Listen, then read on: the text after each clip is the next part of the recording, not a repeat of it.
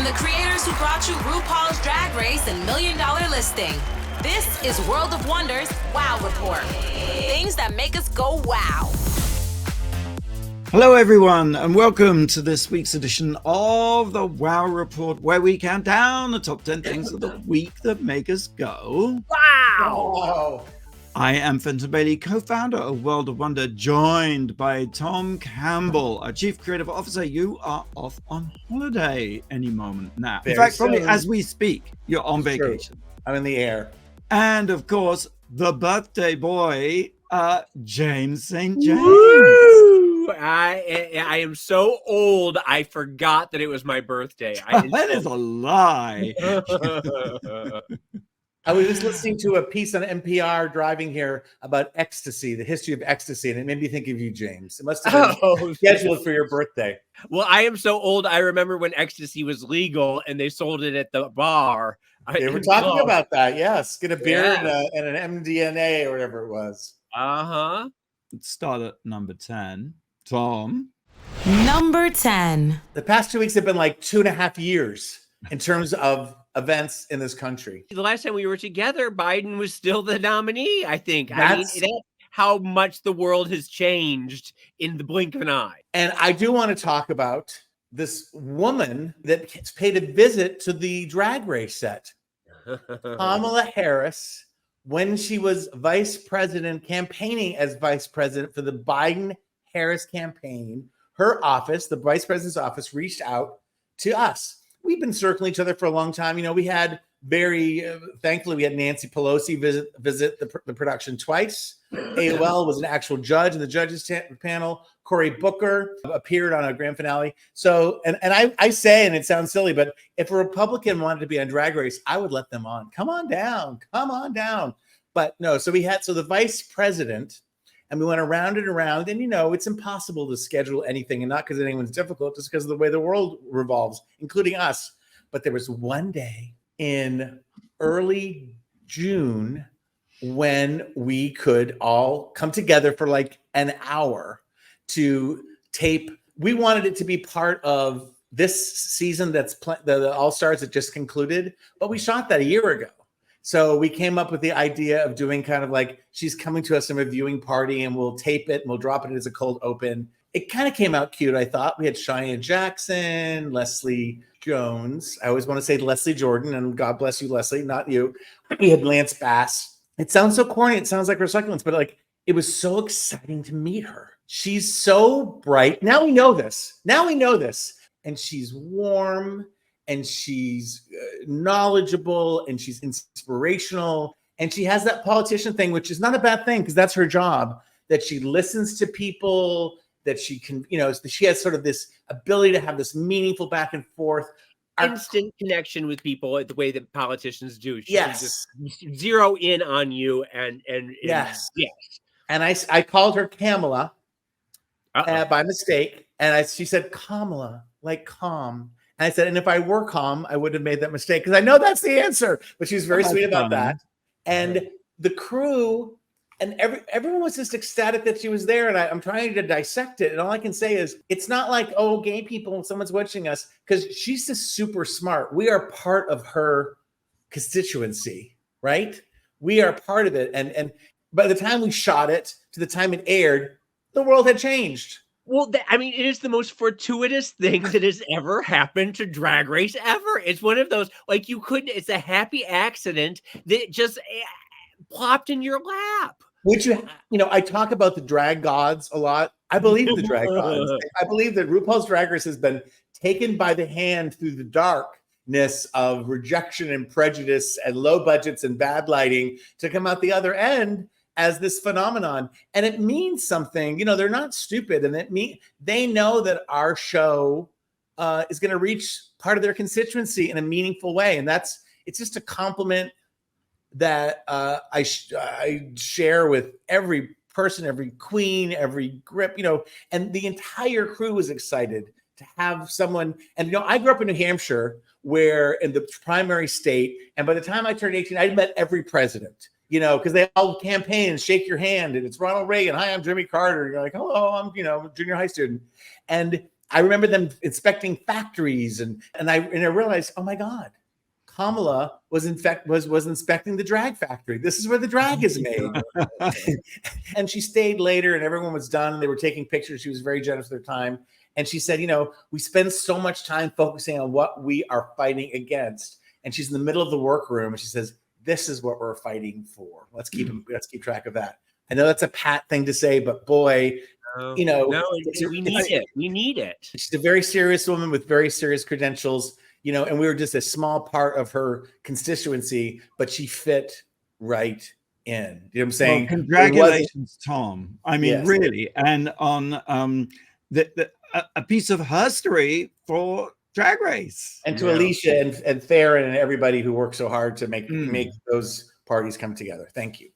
You can watch RuPaul's Drag Race, of course, on Paramount Plus and around the world on Wow Presents Plus. Number 9, James. Number 9.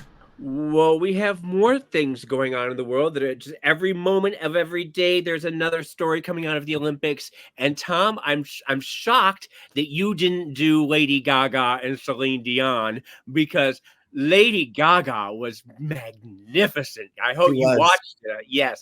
And now, Randy's in Europe right now, and I keep claiming that Randy's the dancer that fell off the risers. Randy Barbato was there and fell off. Anyway, continue. But she sang in flawless French. Celine Dion, her sounded just so magnificent. So it's still that powerful voice, powerful presence. But I want to talk about my obsession, my future husband, the pommel horse guy, who just stole everybody's heart. He was the Clark Kent of the Olympics. They were saying he has just one event. He was flown over for the pommel horse. A lot of people do a lot of different events. He just had that one moment in the sun. And for the hour or so beforehand, it looked like he was sleeping. His eyes were closed. His head was against, and he was totally asleep. They called his name. He stands up. He takes off his nerdy little glasses. He has these nerdy little glasses. He takes them off, and it's like Clark Kent turning into Superman. And he goes over to the pommel horse. He sort of touches it, and then he gets up on it, and it's a 1 minute, 30-second routine, and he is flying like a little monkey. He's a flying squirrel. He's spinning, one-handed spins, just dipping and diving and go.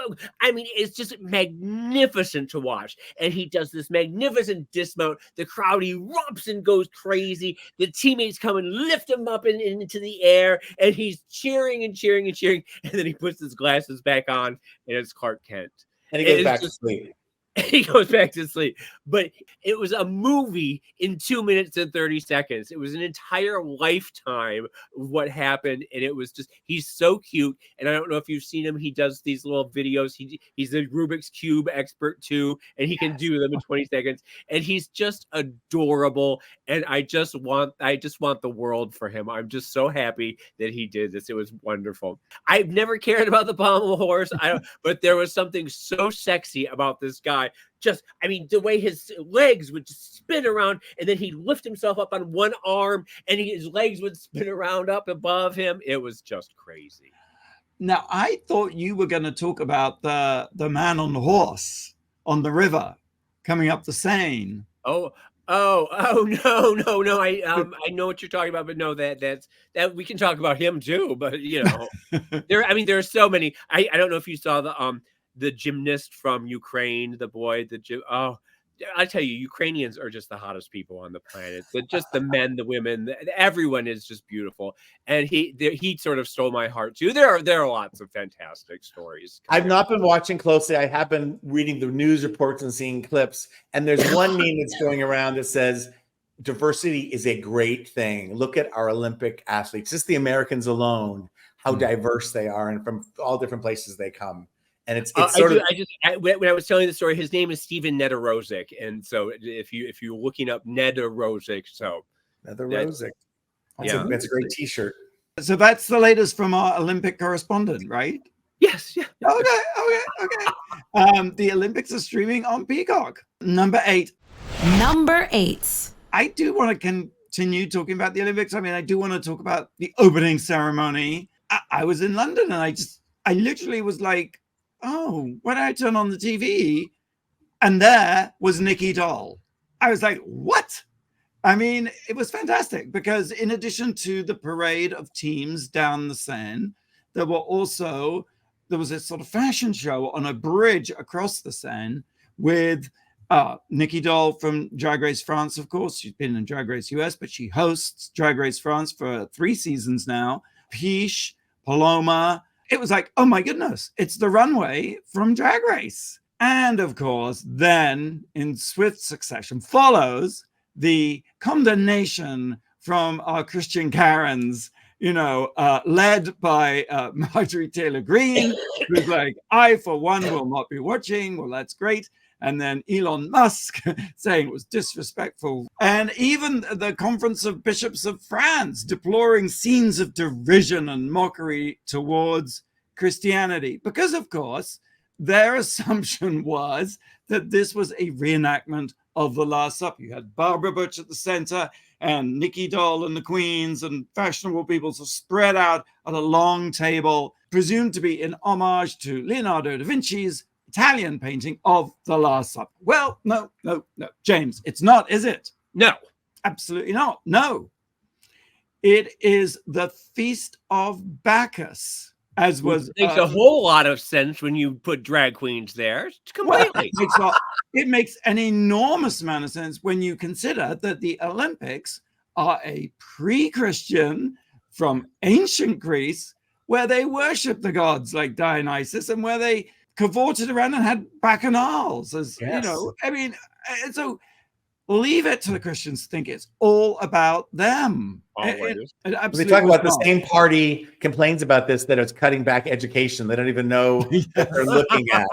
Well, Tom, that was the joy of it, was to see all these memes and posts pop up on social media saying, It just felt that like the usual cancellation, right-wing Christian rhetoric suddenly met a wall of resistance. And people are like, talk to the hand. We are not doing this for the gazillionth time. Christianity itself, as a religion, has stolen countless pagan images. Christmas is a pagan ritual. Fishes, trees. Right. But Christians thinking that this is their imagery. It not only is it not in reference to you, but also your imagery that you consider to be sacred, you have stolen from more ancient religions than yours. So wait, I did not realize, was Leonardo da Vinci stealing from the earlier painting, or was it absolutely just the idea of a long banquet table with a meal going on is not a Christian IP. You mean the Last Supper didn't happen, television ready on one side of a table? Right.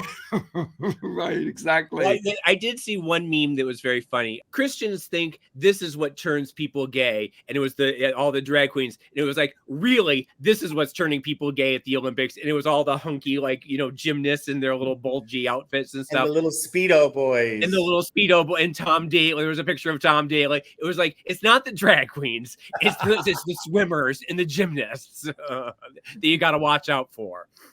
Well, actually, I mean, the guy, Philippe Caterine, who played Dionysus, who was sort of revealed from under the sort of dish in gorgeous blue paint and glittery things and not much else, he reminds us that if you thought this was sort of pagan and untoward, think back to the Olympics. They were, the Olympics, they were in the nude most of the time, prancing around in the nude. So, Well, when the first Olympic Games were all naked. I mean, for a long time. And it was also a society in which same-sex activity and relationships was celebrated. So they put it on bases, for God's sake. They put it on bases. They drew it all yes. the time. Naked LA Olympics is something to fight for. It's something to come together for and to fight for. Absolutely. But it gets even better than that, because a lot of people also thought that the horsed figure coming up the Seine was death on a pale horse. Again, Christians, think it's all about them. But it's actually the Sequana, the goddess of the Seine River, Sequana, and her Dionysus, who was the blue man, was the father of Sequana. So that, leave it to the French to have this very complicated, rich, layered kind of symbolic narrative of an opening ceremony that was absolutely fantastic. Did the NBC reporters explain this to people? Well, no, they had no idea, of course. Like, in the UK, the commentators were strangely silent when the drag queen fashion show happened. It was like, I don't think they knew quite what to say. But, look, even if it was the Last Supper, let's suppose it was the Last Supper reenactment, which it was not. The imagery of a Last Supper is a common reference point. I was going to say, I have seen rock stars do it. I've seen it in music videos. Everyone does it. Battlestar Galactica, The Sopranos. There's a cooking picture of Michael Ehrlich is Jesus, and I'm next to him. There are versions with Trump in the middle of the Last Supper. Yes. MASH, you would come Lost, on to say. The Simpsons, The Expendables. I mean, on and on and on. So it's only a problem when drag queens do it. And because I mean, this just gets me so insane. Drag queens are actually in the opening ceremony parade of the Australian Olympics in 2000. It was the closing ceremony, but yes. Oh, well, thank you for that. Thank you very much for that. Thank God we're in the big opening instead of the big closing this time. Thank you very much. That's good. Yes. So I think most infuriating of all is that they even apologized. The spokesperson for Paris 2024 issued an apology. It was a very carefully worded apology, sort of sorry, not really, but it was still an apology. And all I will just say is thank God for Nikki Doll, who said quite simply, we ain't going nowhere. And that is the correct response, I think. Well, I just wanted to say Sequoia, I don't hardly even know her. Sequoia? I don't even know ya. There wasn't prayer in school and all of that shit until the 50s, this Christian invasion that we are in God We Trust. Billy Graham. In the what is it you say, the Pledge of Allegiance under One Nation Under God was added. One Nation Under God, that wasn't there until 1959. Yeah, and it was all started because of Billy Graham, the preacher, the super preacher or whatever, and he, because of the Cold War, and everyone thought Armageddon was coming. I think it was audacious, ambitious, and just what a brilliant idea to do that whole thing up the river. And yeah, sure, okay, it could have been a bit shorter, but culminating with Celine Dion. I mean, what a tour de force! Come on, yes, and congratulations to Nikki Doll and all the drag queens and non-binary folk in the fashion show there, because I think it was really a huge highlight. All right, let's take a break. Blake, question. I do have a question. What child star turned rock star was recently bitten by a bat? We'll have the answer right here on the Wow Report, right after the break. You're listening to World of Wonders Wow Report. Things that make us go wow. Welcome back to the Wow Report. It's Fenton here with James and Tom and Blake. Yes, and I asked what child star turned rock star was recently bitten by a bat? James, Jojo Siwa. No. Miley Cyrus. No. Oh, maybe Demi Moore or Demi Lovato. No. Mm-mm. Who? You're all guessing pop stars. I said rock star. James. Well, then I'll say Kate Hudson. Taylor Momsen from the band The Pretty Reckless. Girl. She was performing on stage and this bat came and landed on her, and she kind of did this move where she like rolled down because she didn't even know it was there, and it bit her. Well, thank God for Blake to give us our Taylor Momsen updates, because God knows our audience has been thirsting for an update since That's from 2000. crittersandroadkill.com. That's from crittersandroadkill.com. Thank you very There's much. more than just one Taylor in America. Well, yes, Taylor Lautner. We are counting down the top 10 things of the week that made us go wow. We've reached number 7. Number 7. I have a theme going here, but on Monday I went. We've finished a production. I'm going to all my doctors just to get checked up, and as I'm leaving, my doctor goes, "I'm just about to jump on this White Dudes for Kamala video conference." So I came home and I flipped up my computer, and it was on. Were you guys aware of this? Yes. It was incredible. And it was goofy because it's a bunch of white guys that are.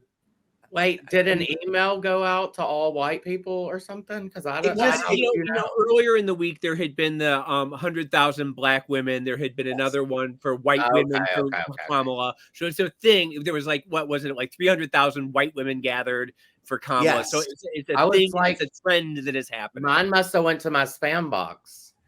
It's on probably YouTube. You're gonna get the bears for yes. Well, there has to be a gay one because they raised $4 million in 4 hours, and it was just one speaker after another, politicians, actors, Gordon Levitt, the guy from the West Wing with the dark glasses, Bradley Whitfield. It started off with I'm so bad with names. How do you do a Zoom with like hundreds of thousands of people on it? Supposedly, I'd heard through the grapevine that they talked to Zoom about expanding it, the black women. So they had this huge swath of women. I watched it on YouTube, but they had a QR code, and I gave a lot of money. I gave a chunk of money the day that she became the presumptive nominee, that day, that Sunday, because I had a feeling there was going to be a big number that was going to be reported. I wanted to be part of that big number. So I've been holding off on, I gave some money to Joe, but I wanted to give more. And then during this thing, I didn't give huge numbers, but I gave like 3 times because it was just like, it got you all worked up.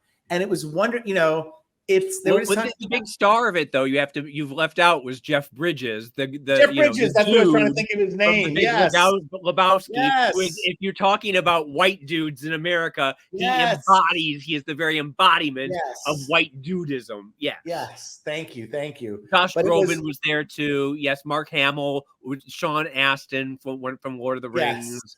Yes. Sean Astin talked about how his brother Mackenzie, who's an actor, got sober. Oddly, he said, but he moved to the East Coast, but he'd always come back to his men's group, his AA men's group on the West Coast. He goes, now I have a men's group. I mean, it felt like that. It felt like a lodge gathering. It felt like we were Elks brothers or something, and we were all together. And white dudes for Biden doesn't cut it. But obviously, with Kamala, gender becomes such a unique quality that she has in this race is what makes it so historic. And it was really just hearing everybody being positive, talking about the change that we can make versus being all like, I'm just so excited by this shift. I'm so excited the choices are so clear. I'm so excited to hear Donald go on and on and on. It left me feeling really pumped and really part of something much bigger than myself. And I hope that momentum continues and continues and continues. Something very special is going on. Would it be sacrilegious to say that the sort of energy and the spirit feels almost sort of Kennedy-esque? Like there's sort of huge enthusiasm.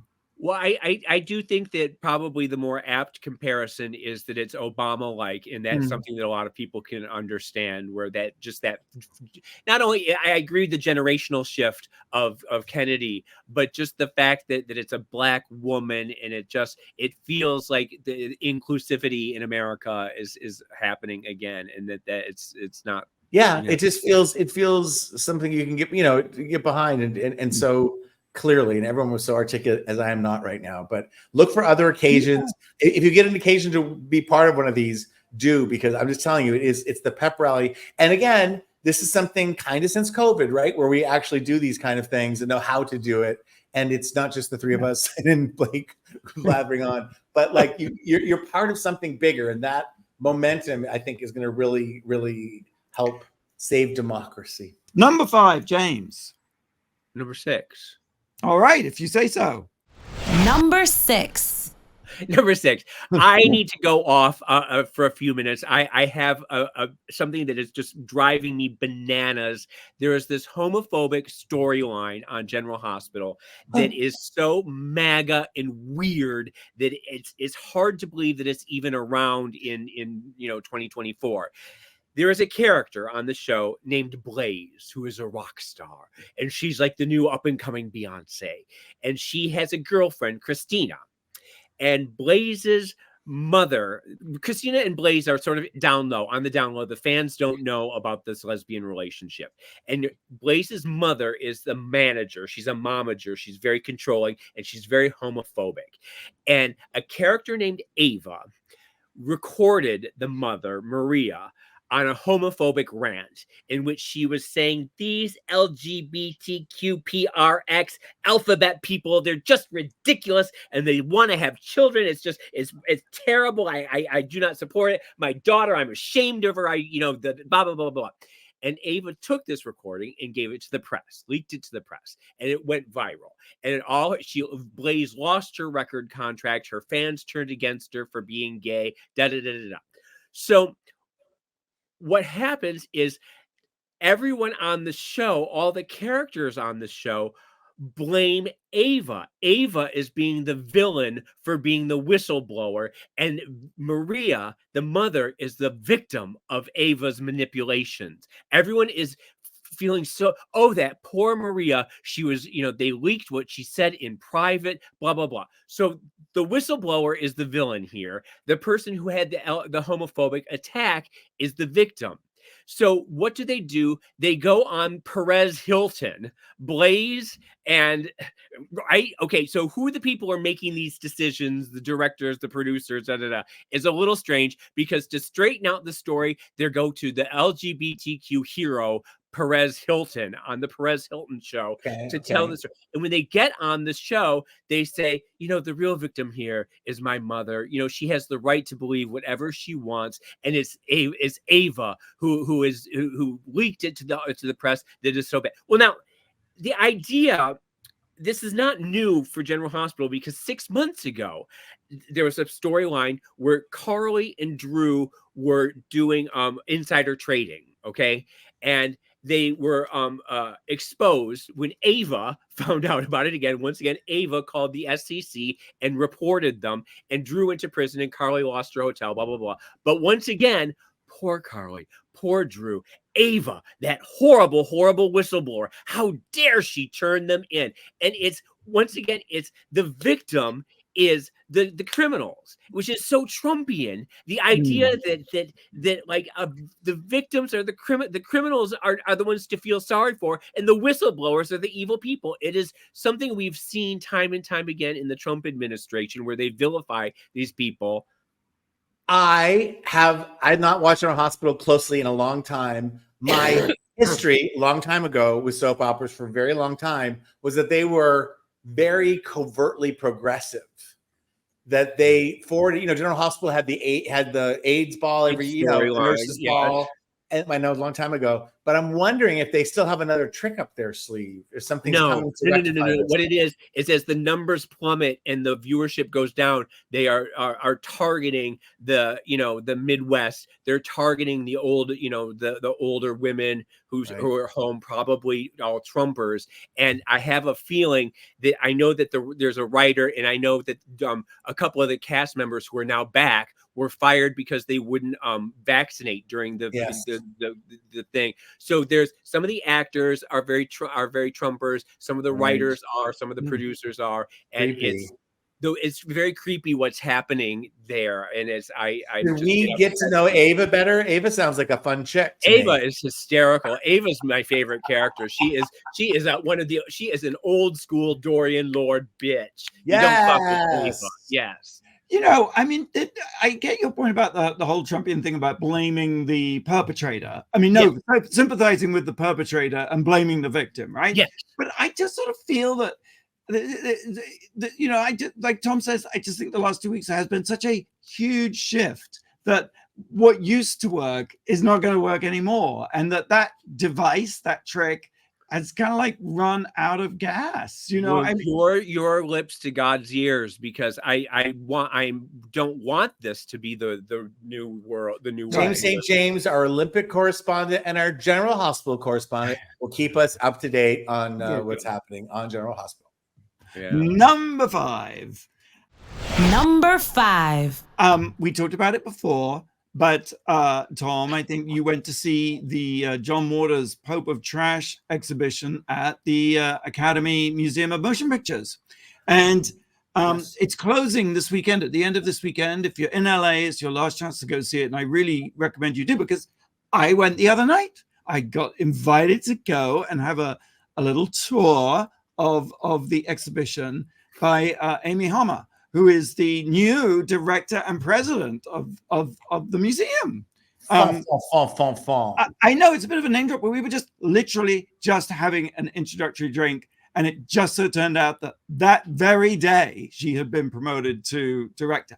So I was like enormously grateful she didn't cancel on me, because like, now that you're the director, that's a big news. So anyway, also invited me and Nolan to see The Pope of Jurassic. But now Nolan has never seen 17. He's never really seen a John Waters film. He knows, Hairspray and what have you, but like, Pink Flamingos, Female Trouble. Well, where do you start with that? I mean, do you start with Serial Mom and work your way down? Here's how we started. The exhibition, the first thing you do when you go in is it's like a little chapel. It's got lovely stained glass windows around it. Divine as a stained glass window. So the premise is almost, when I'm thinking about everything that's going on with The Last Supper outcry, it's almost, we are zooming, we're going 0 to 60 in sacrilegious terms right away, because you're in this faux chapel with stained glass windows with all of John Waters' movie stars and a montage of his films. And I tell you, a montage of his films, it's a lot. I mean, not just an amazing body of work, I mean, a lot of shock. Although I actually was kind of grateful in the sense that putting little clips of things in is in some ways less shocking than sitting down and watching Pink Flamingos, Yes. As I did I think I was 18 myself, actually, when I saw Pink Flamingos. And, there's the Edie the Egg Lady, the Divine's competing to be the filthiest people alive.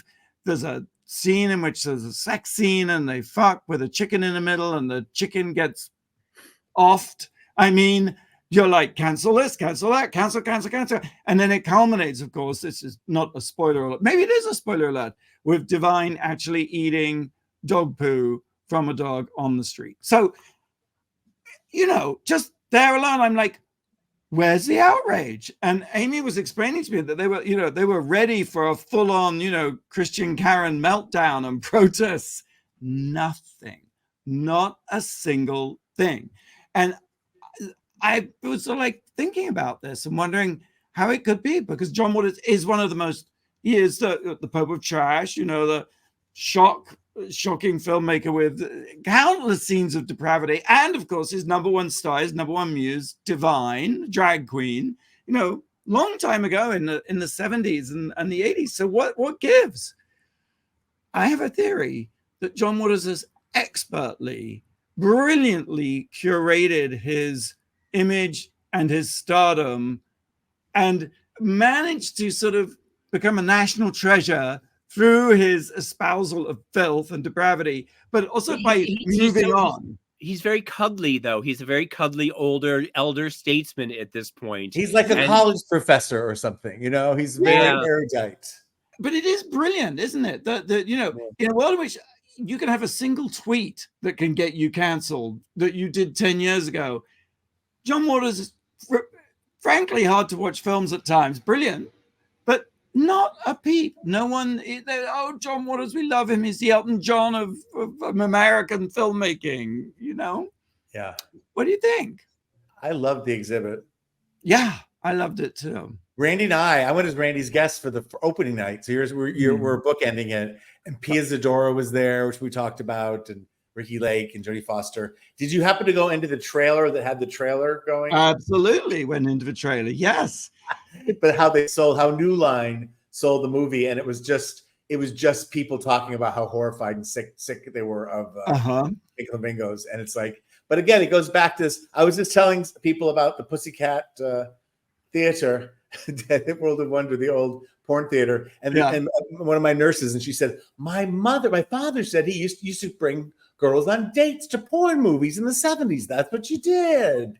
My mother went to a porn. My mother went to go see Debbie Does Dallas, I think, on a first date with a gentleman, and people dressed up for it. Yeah. You dressed up in your, your nice suits and your long dresses, and it was a deal. It was a big deal. And I don't just plug it; I praise it. But Randy and Fenton's documentary Inside Deep Throat opened up that whole world to me, which I didn't realize that independent film and the sexual revolution and pornography were all together during the 70s until they kind of branched out. Jackie O was at the premiere, wasn't she?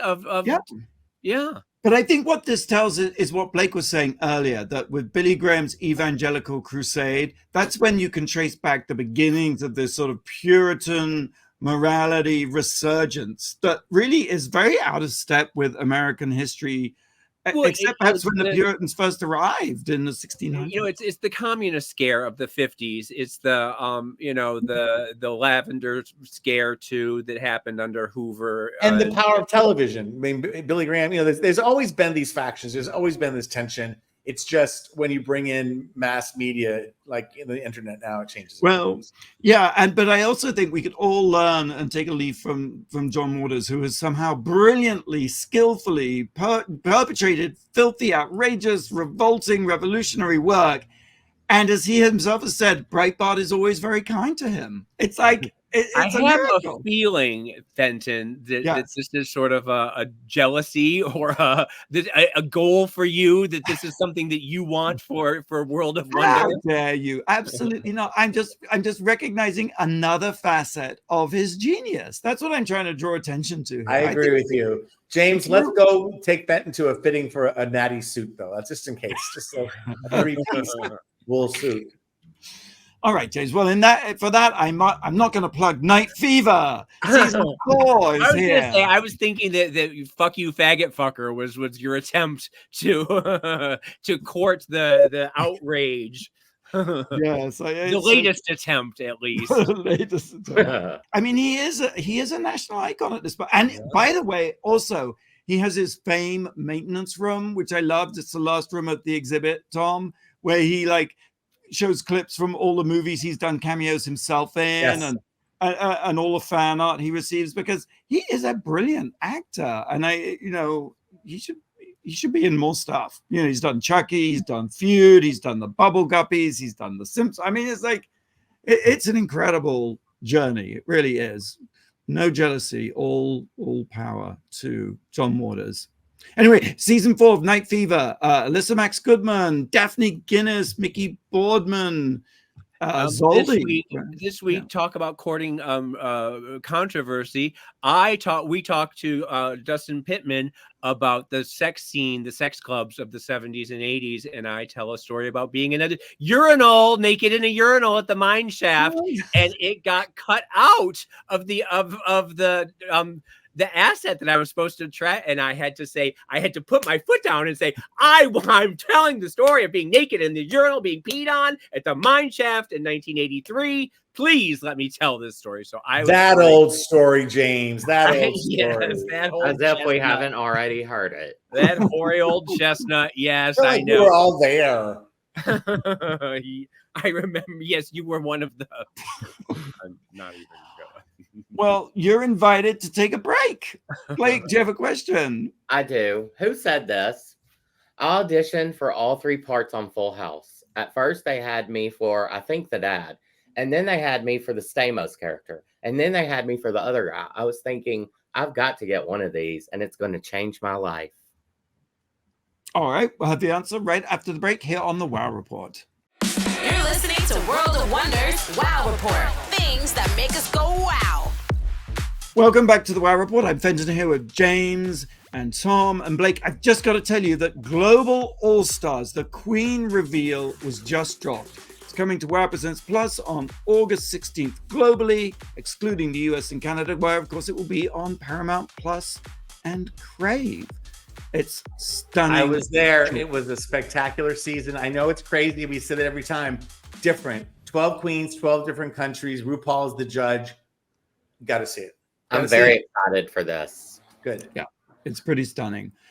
Blake. And I have a question. Yes. I asked, who said this? It's an actor, I'm going to tell you guys. So there's a hint. I auditioned for all 3 parts on Full House at first. They had me for, I think, the dad. And then they had me for the Stainless character, and then they had me for the other guy. I was thinking, I've got to get one of these, and it's going to change my life. Rob Lowe. Close. This is like 91, so it's not like Johnny Depp. Joseph Gordon-Levitt. No. It was David Duchovny from the X-Files. Oh, that's hysterical. Yeah, So thank God he didn't book that, because Mm-hmm. yeah, he's more of a like moody, not really a sitcom comic guy. Things turned out okay for him. Yeah. We're getting down to top 10 things of the week that made us go, wow. We've reached number 4, Tom. Number 4. Okay, hold on to my analogy. It's gonna whip you around in a second. The summer of 1978. Grease is the word. Grease is the word. Summer of 2024. Weird is the word. Weird. I love. Hey, I don't write these. I just come up with them on this top of my head.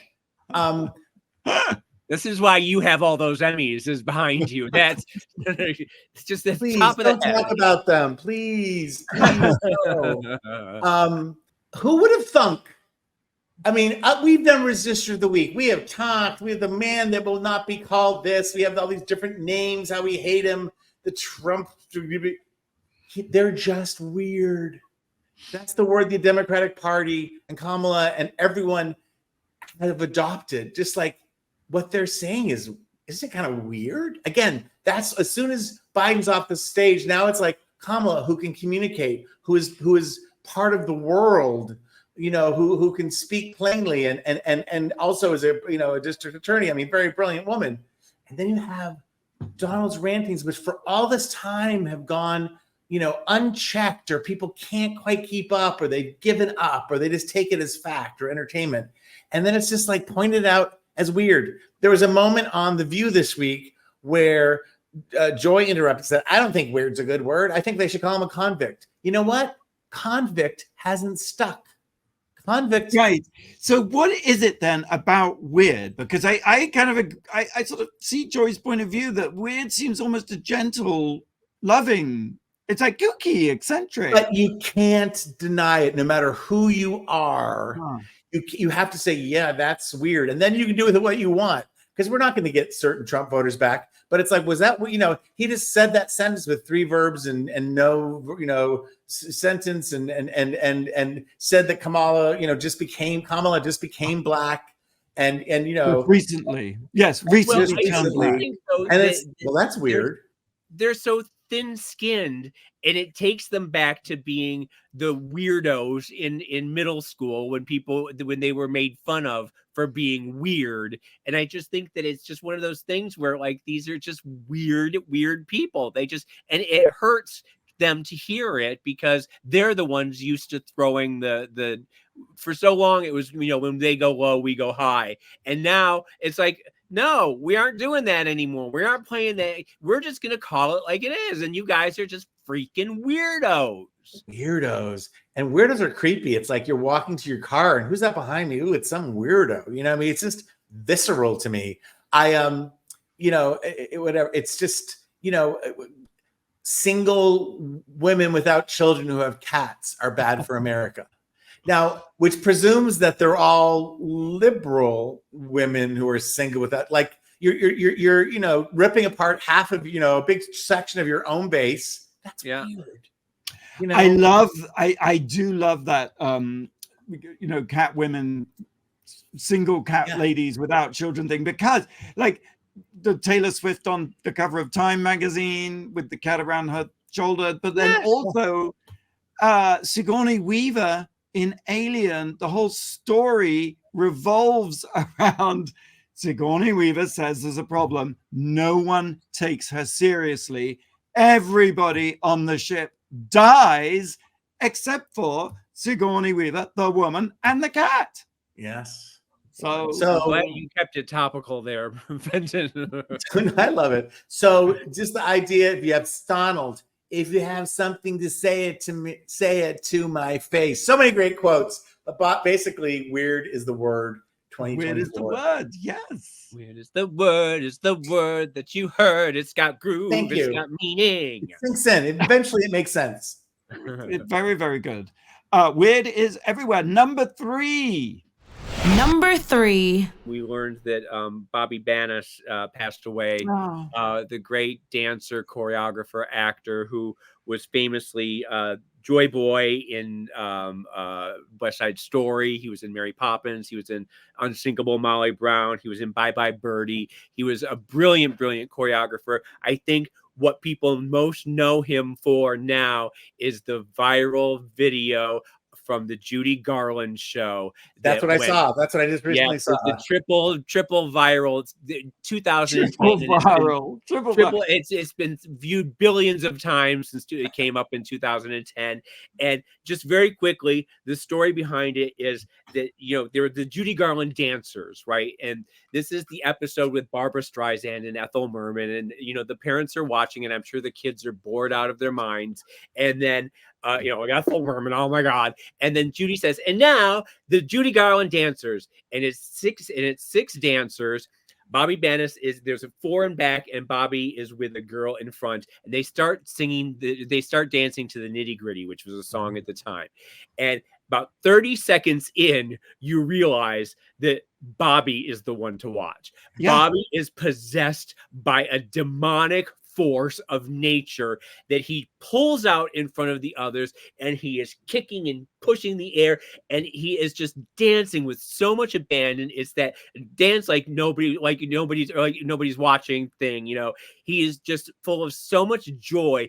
And I honestly said, I was saying it to Fenton the other day, that I believe that is the moment that you can pinpoint that the 60s began in. I love it. That is the moment of the youthquake, when the kids who are watching snap their necks and realize that we are in control, that this is our world now, that this is this is ours for the taking.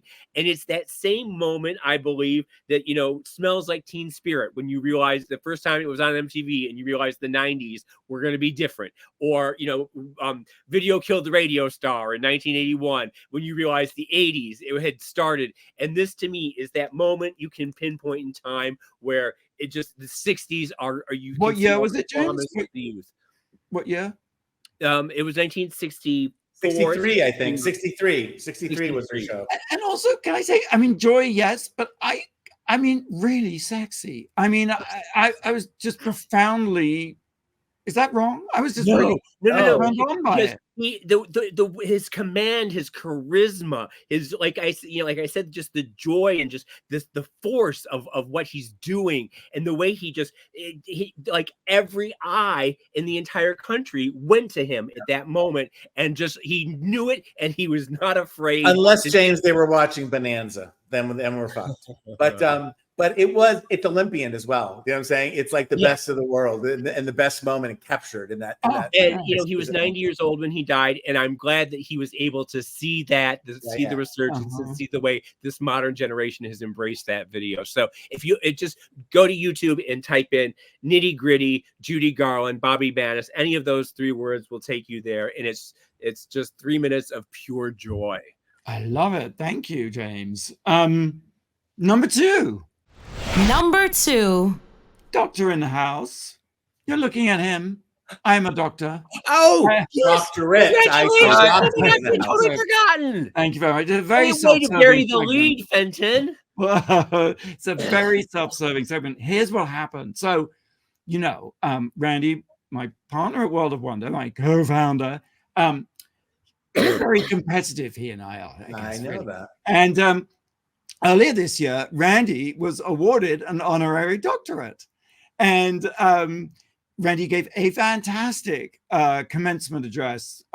Losing is the new winning. He talked about the importance of failure as a kind of rocket fuel in careers, and rewarded the audience with a lottery ticket under every seat. So it went down amazingly well, and but I was not. Honestly, I was not remotely, because I'm prone to jealousy, James, but I was not remotely jealous because I knew I was going to get my doctorate a couple of months later. I just didn't say anything about it. And I was actually kind of also pleased because I was told I didn't have to speak and there wasn't a requirement. So a couple of weeks ago, I went over to London and I went to University of Portsmouth, which is the city I was born in, and they have a fantastic university, to get my doctorate. Well, the night before, I thought, maybe I should just check about this not having to speak thing, and typed in on YouTube, graduate ceremonies, Portsmouth University, and sure enough, yes, of course I had to speak. So I'm like, so what do? Well, bad artists imitate, good artists steal. So I just like, you know what? I'm just going to use Randy's speech. Because I changed it. And I actually did get permission from Randy. I said, Randy, what am I going to do? I got to speak in a few hours. So instead of winning is the new, losing is the new winning, I said, I want to talk about the F word. And I scintillated the audience by the threat that I was going to use an expletive.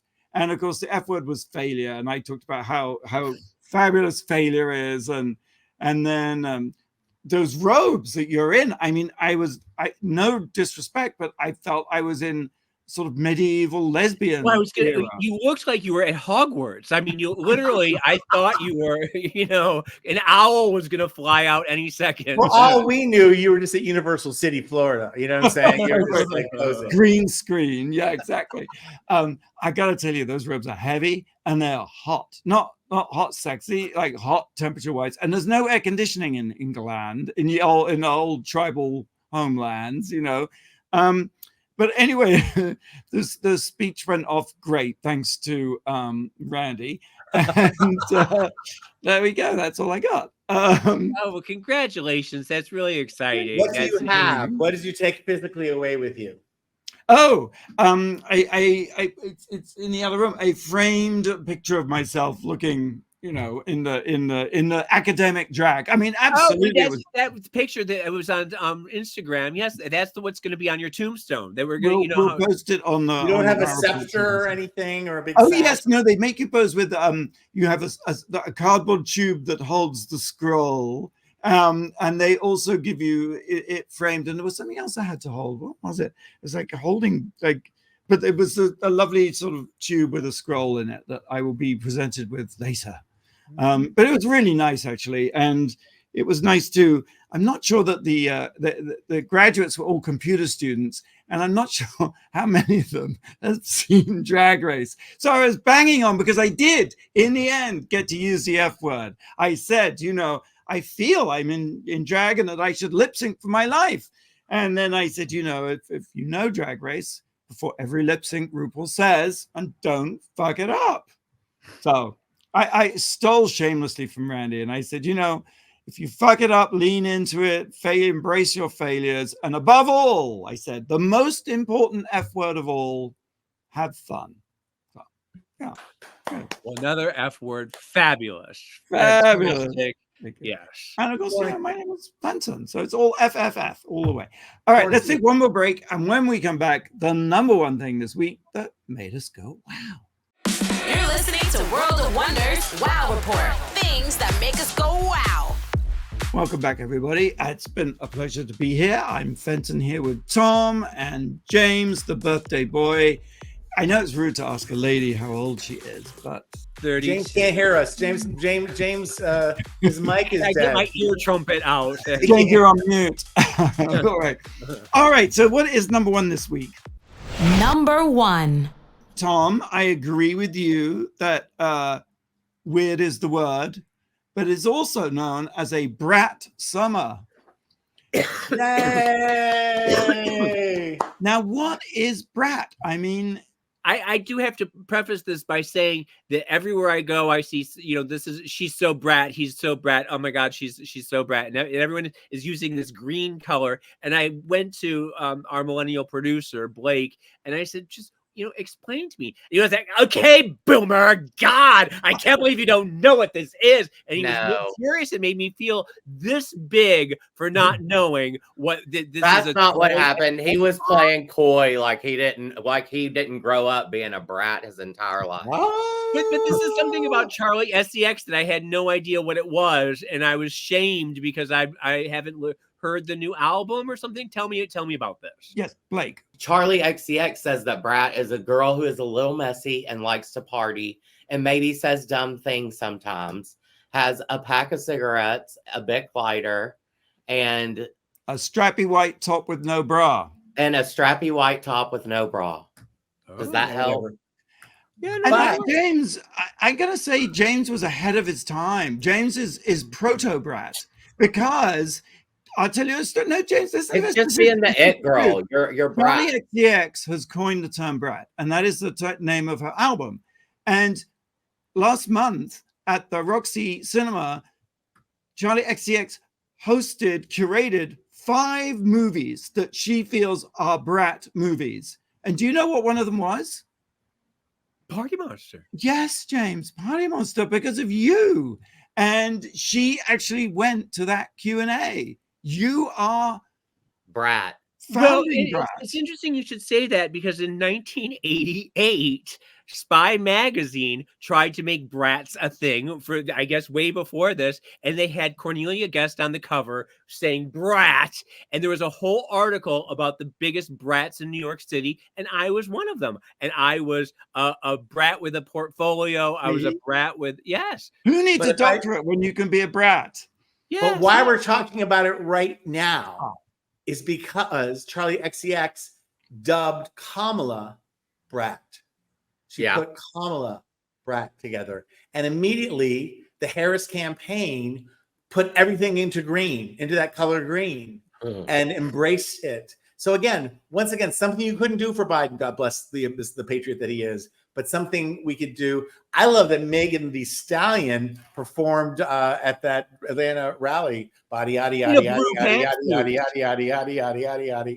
Sorry. Did you see she was wearing a blue pantsuit like Kamala wears? Did you notice that? Yes. Yeah. When getting Megan Thee Stallion into a pantsuit, I think, is probably the Kamala's biggest, achievement so far. Yes, definitely. She can make that happen. She can solve what's happening on the border if you make her president. But I think, as with Weird, so with Brat, what's happening here is that for years of being under the thumb of this sort of very sort of repressive, bonkers cult, finally we seem to have engaged it and found, I say we, it's nothing to do with me, but finally we found it that it's Achilles' heel, that they just can't bear to be laughed at with silly ideas, the sort of humor.